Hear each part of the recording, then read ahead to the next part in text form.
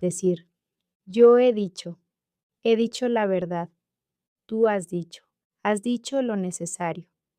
Él, ella, usted ha dicho, ella ha dicho algo importante.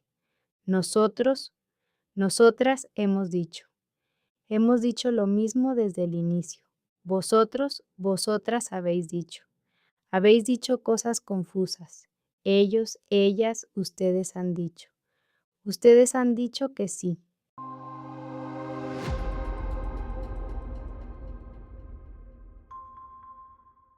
¿Ya has dicho lo que pensabas en la reunión? Sí, he dicho exactamente lo que sentía. Yo también he dicho mi punto de vista. Hemos dicho lo mismo desde el principio. Exacto. Y aún así, ellos han dicho cosas distintas. El jefe ha dicho que va a revisar todo. Me parece bien. Tú has dicho las cosas con respeto. Sí, he dicho lo necesario, sin exagerar. Al final hemos dicho lo que había que decir. Exacto. Aunque han dicho opiniones diferentes, se ha hablado claro. Y eso es lo importante.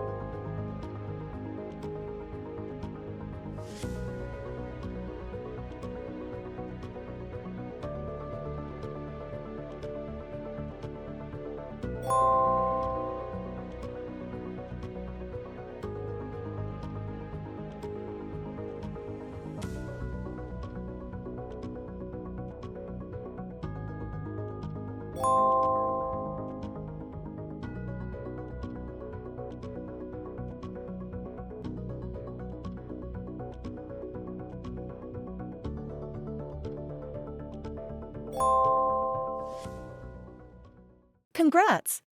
Let me know in the comments how you did. Need a review? Rewatch the video and retake the quiz. Check the description for more awesome Spanish learning content from Gritty Spanish. Don't forget to like, subscribe, and share.